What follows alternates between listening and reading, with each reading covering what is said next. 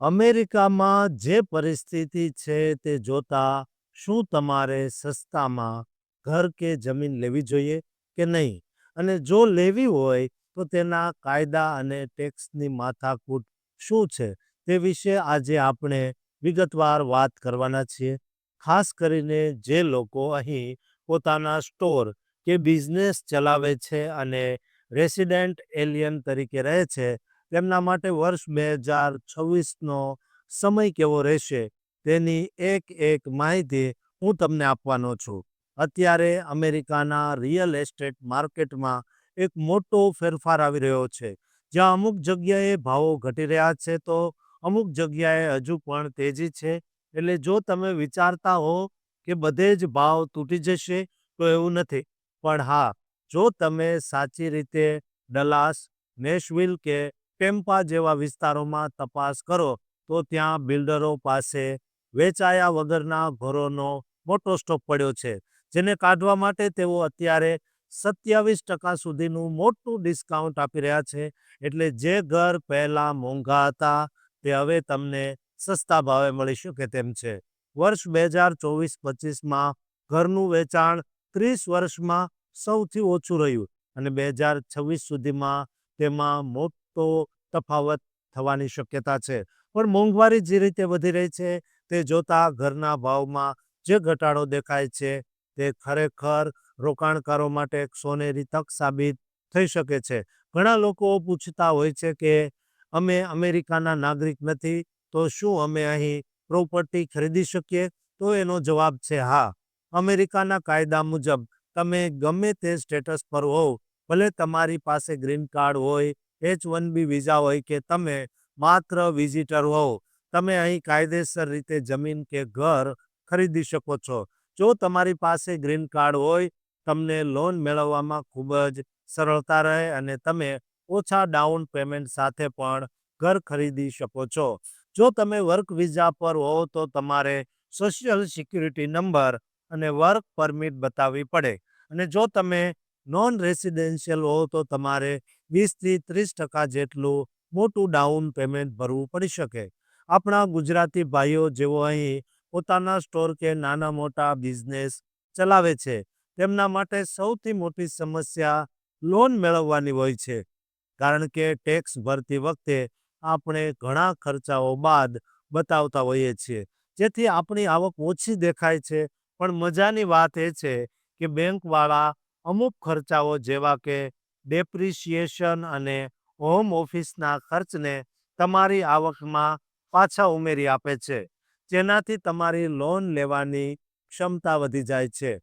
જો કોઈ કારણસર તમારા ટેક્સ રિટર્ન પર લોન ન મળતી હોય તો તમે બેંક સ્ટેટમેન્ટ લોનનો રસ્તો પણ અપનાવી શકો છો. તેમાં તમારા છેલ્લા 1 કે 2 વર્ષના બેંક ડિપોઝિટના આધારે તમને લોન મળી શકે છે.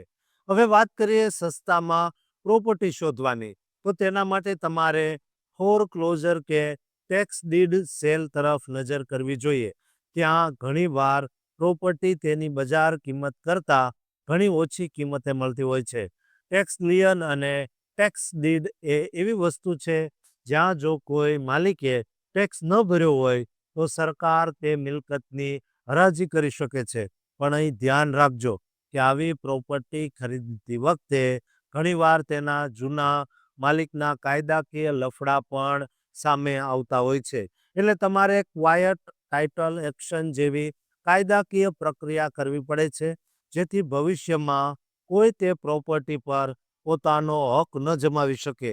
અમેરિકામાં પ્રોપર્ટી લેતી વખતે ટેક્સની માહિતી હોવી ખૂબ જ જરૂરી છે, કારણ કે અહીં દરેક રાજ્યના પોતાના અલગ અલગ ટેક્સ હોય છે. જેમ કે ન્યૂયોર્ક કે ફ્લોરિડામાં પ્રોપર્ટી લેતી વખતે તમારે ટ્રાન્સફર ટેક્સ ભરવો પડે છે, જ્યારે ટેક્સાસ કે એરિઝોના જેવા સ્ટેટમાં આવો કોઈ ટેક્સ હોતો નથી. આ સિવાય તમારે દર વર્ષે પ્રોપર્ટી ટેક્સ તો ભરવો જ પડે છે. અને જો તમે કેલિફોર્નિયા જેવા વિસ્તારમાં નવું ઘર લો છો તો ત્યાં મેલોરૂસ જેવા વધારાના ટેક્સ પણ હોઈ શકે છે, જે તમારા બજેટને હલાવી શકે છે. રોકાણની દ્રષ્ટિએ જો તમે પ્રોપર્ટી લો છો તો ભાડાની આવક પર તમે ડેપ્રિસિએશનનો લાભ લઈ શકો છો, જેનાથી તમારો ટેક્સ ઓછો થઈ જાય છે. જો તમે તમારા નામે ઘર લો છો અને તેમાં 2 વર્ષ રહો છો, તો તેને વેચતી વખતે તમને જે નફો થાય તેના પર $2.5 લાખ સુધી કોઈ ટેક્સ ભરવો પડતો નથી. પણ જો તમે પ્રોપર્ટી ઇન્વેસ્ટમેન્ટ માટે લીધી હોય, તો તમે 1031 એક્સચેન્જનો ઉપયોગ કરી શકો છો, જેનાથી તમે ટેક્સ ભરવાનું પાછળ ઠેલવી શકો છો. ઘણા લોકો પોતાના નામે પ્રોપર્ટી લેવાનું પસંદ કરે છે, પણ જો તમે બિઝનેસમેન હો તો પ્રોપર્ટીને LLC એટલે કે લિમિટેડ લાયબિલિટી કંપનીના નામે લેવી વધુ હિતાવહ છે. કારણ કે જો પ્રોપર્ટી પર કોઈ કાયદાકીય મુસીબત આવે તો તમારી અંગત મિલકતો સુરક્ષિત રહે છે. ભારત અને અમેરિકા વચ્ચે ટેક્સની બાબતમાં સમજૂતી થયેલી છે. એટલે જો તમે અમેરિકામાં રહીને ભારતની પ્રોપર્ટીમાંથી કમાણી કરો છો અથવા અહીંથી કમાણી ત્યાં બતાવો છો, તો તમારે ડબલ ટેક્સ ભરવો પડતો નથી. પણ તેની યોગ્ય જાણકારી હોવી જરૂરી છે. છેલ્લે એટલું જ કહીશ કે અત્યારે માર્કેટમાં સસ્તા સોદા મળી રહ્યા છે, પણ પ્રોપર્ટી ફાઇનલ કરતા પહેલા તેનું ફિઝિકલ ઇન્સ્પેક્શન કરાવવું, તેના કાગળો તપાસવા અને ત્યાં વીજળી પાણી જેવી સુવિધાઓ છે કે નહીં તેની ખાતરી કરવી ખૂબ જ જરૂરી છે. જો તમે આ બધી બાબતોનું ધ્યાન રાખશો, તો જ તમને આ સસ્તી પ્રોપર્ટી ખરેખર ફાયદો કરાવી આપશે. તો મિત્રો, આ હતી આજની ખાસ માહિતી, જે તમને તમારા અમેરિકામાં ઘર લેવાના સપનાને પૂરું કરવામાં મદદરૂપ થશે. અમને આશા છે કે આ માહિતી તમને ઉપયોગી નીવડી હશે. દોસ્તો, આ સિવાય તમે કયા વિષય ઉપર વિડીયો ઈચ્છો છો તે કોમેન્ટ બોક્સમાં જરૂર કહેજો. અમે તમારા માટે ખાસ વિડીયો બનાવીશું, અને આ ચેનલને સબસ્ક્રાઇબ કરવાનું ચૂકતા નહીં.